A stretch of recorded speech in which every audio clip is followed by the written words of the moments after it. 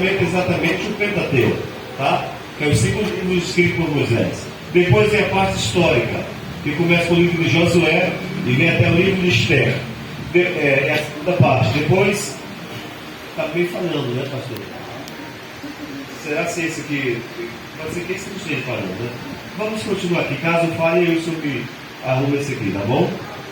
A terceira parte do Antigo Testamento é a parte poética, tá? A parte poética é exatamente onde está esse livro. Ela é composta de 5 livros. Como a primeira parte, o Pentateuco, são 5 livros: Gênesis, Êxodo, Levíticos, Números, Deuteronômio. A terceira parte também são 5 livros: Jó, Salmos, Provérbios, Eclesiastes e o Cântico dos Cânticos. Quem está comigo, diga amém? Amém. Esse livro aqui, queridos, na verdade o título a gente chama Cantares, mas na verdade o título original dele é Sherab Sherimah. Sherab Sherimah é Cântico dos Cânticos, ou Carta das Cartas. Por quê? Segundo a história, o rei Salomão, após a morte de Davi, Salomão assumiu o reinado de Israel aos 20 anos. E durante os 40 anos que ele reinou, governou Israel, quando o povo ele era um só povo, uma só nação, não existia negócio de rei do norte, rei do sul, não tinha 10 tribos para lá, 10 tribos para cá, 2 para lá, 2 e meia para lá, não, era um povo só, um povo unido. Mas antes de tudo isso, Salomão assumiu o reinado com 20 anos. E o certo é que durante o período de Salomão, Israel descansou das guerras, ficou tranquilo. O próprio nome de Salomão no hebraico já significa paz. Shalom no hebraico é paz, suavidade, tranquilidade. Então, no período de Salomão, houve paz em Israel. Quer dizer, Israel não estava agora peregrinando em guerra e tribulação. Não, estava suave e sossegado. Todos nós sabemos que, segundo a história, Salomão teve 700 mulheres e mais 300 concubinas. Pastor, o que é isso? É que ele era um homem carnal? Não. É que em virtude de Israel ser um povo muito respeitado, temido, todas as nações queriam ter aliança com Israel. E o que acontecia? Então a maneira de um país pequeno, um país menor, se aliançar com Israel, eles vinham, o rei daquela nação vinha e trazia uma jovem, uma virgem, para um casamento jurídico com Salomão. Isso indicava que aquele país agora podia descansar em paz. Por isso as nações vinham e isso foi fortalecendo a nação de Israel. Então o Salomão tinha 700 mulheres juridicamente, ou seja, legalmente casadas, e mais 300 concubinas no harém. Mas não bastasse tudo isso, a história nos conta que um dia dessas mulheres, Salomão tinha umas 80 rainhas selecionadas e as virgens eram incontáveis, tá? Mas a história nos conta que um dia, pastor, Salomão se apaixona pela mulher totalmente estranha.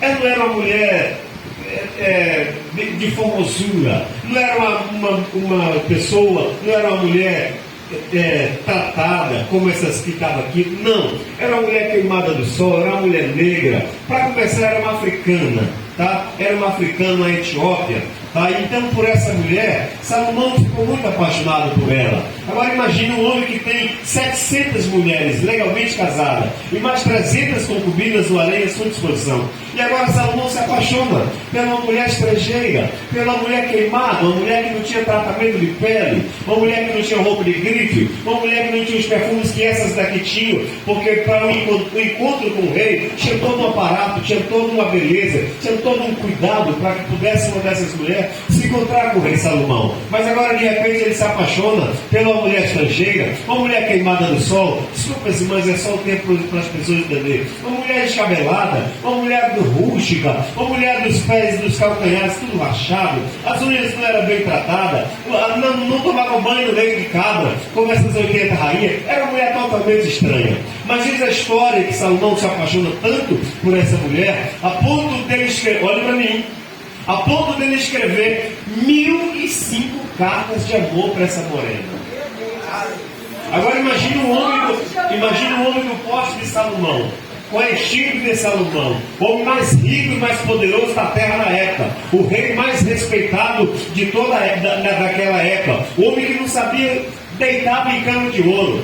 Dinheiro não era problema, era o mais rico e mais poderoso. E se não bastasse toda a riqueza e todo o poder, era o homem mais sábio que o planeta já pôde conhecer depois de Jesus Cristo. Imagina um homem desse, num poste desse, da espírito desse homem, se apaixonar agora pela mulher estrangeira, uma queimada, descabelada, desunhada, calcanhar rachado, que ninguém nem sabia de onde vinha, um país lá não sei de onde, e agora ele escreve 1005 cartas de amor para essa mulher. Olha para mim, dessas 1005 cartas, o rapaz que aproveitou para falar um pouquinho ali no ouvido da varona da esposa dele, né? Então olha para cá, dessas 1005 cartas de amor, essa carta aqui que a gente está lendo é uma das 1005.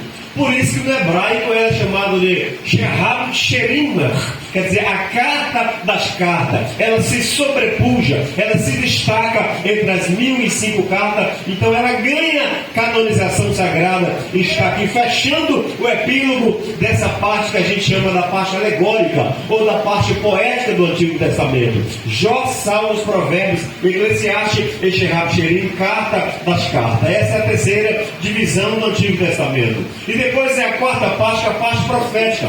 A parte profética também tem um perfil, porque existem os profetas maiores, que são Isaías, Jeremias, Ezequiel e Daniel. Os profetas maiores. E depois os profetas menores, Oséias, Joel, Amós, Obadias, Jonas, Miqueias, Naum, Abacuque, Sofonias, Ageu, Zacarias e Malaquias. Estes são os profetas menores. Agora olhe para cá. Eu quero introdutoriamente, no preâmbulo desta mensagem simples e humilde, dizer-lhes que Cantares de Salomão, ou Carta das Cartas, como queira, é este livro poético. A linguagem é poética, a linguagem é áurea. Dentro da descrição aqui de Cantares, nós vamos ver um homem que é representado por Salomão. E quem é essa morena, pastor? Quem é essa mulher que Salomão se apaixona tanto a ponto de escrever 1005 cartas? Literalmente, alguns dizem que ela é a bela Abisag, outros dizem que é a Sulamita. E assim há uma controvérsia entre os estudiosos eruditos,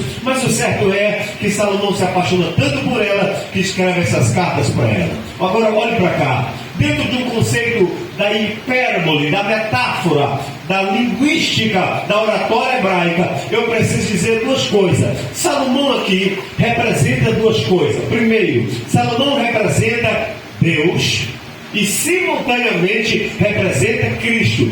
E quem é essa Sulamita, pastor? Quem é essa Sulamita, esta morena, essa estrangeira? Como é que um homem que tem tantas mulheres, centenas e quase milhares, não milhares no plural, mas pelo menos 1 milhar, literalmente 300 concubinas mais 700 juridicamente legal, como é que ele vem se apaixonar por ela? Porque Salomão aqui é uma figura de Cristo. Cristo tinha todo o poder, toda a honra e toda a glória. De repente, ele se apaixona pelo um pouco. Olha para cá para você entender, vocês começarem a entender o que é o livro de Cantares de Salomão. Entenda bem, Cristo também foi assim como Salomão, como que esquece todas aquelas mulheres belas, todas aquelas mulheres que dispensam comentários e se apaixona pela descabelada, pela toda rústica, pelo desprezível de aparência de um país estrangeiro e distante. Assim também foi com o nosso Senhor Jesus Cristo. Diz a Bíblia que lá do alto no céu ele olhou para a terra, pois ele foi capaz de deixar toda a honra, toda a glória, todo o louvor, toda a adoração. Diz a Bíblia que lá no céu ele está cercado de milhões e milhões de anjos que cantam e dizem: Santo, Santo, Santo é o Senhor dos exércitos, e toda a terra está cheia da sua glória. Assim como Salomão se apaixona pela estrangeira, Cristo também agora se apaixona pelo povo que estava candidato ao inferno, que era eu, que era você, que estavam sem nada, sem mérito, candidatos ao abismo, assim por diante. Ele nos amou a ponto de, como Paulo escreve aos Filipenses capítulo 2, a partir do versículo 5, tendo em vós o mesmo sentimento que houve em Cristo Jesus, que ele, sendo Deus, não julgou com usurpação o ser igual a Deus, mas aniquilou-se a si mesmo, esvaziou-se a si mesmo e veio de lá para cá. Por amor ele desceu para a terra, por amor ele foi para o ventre de uma virgem, por amor ele foi para uma manjedoura, por amor ele nasceu e andou pelas terras das Palestinas, pela Mesopotâmia, andou por aquele Jerusalém e por toda aquela região da Galileia, para você, eu estou tão apaixonado por ti que eu estou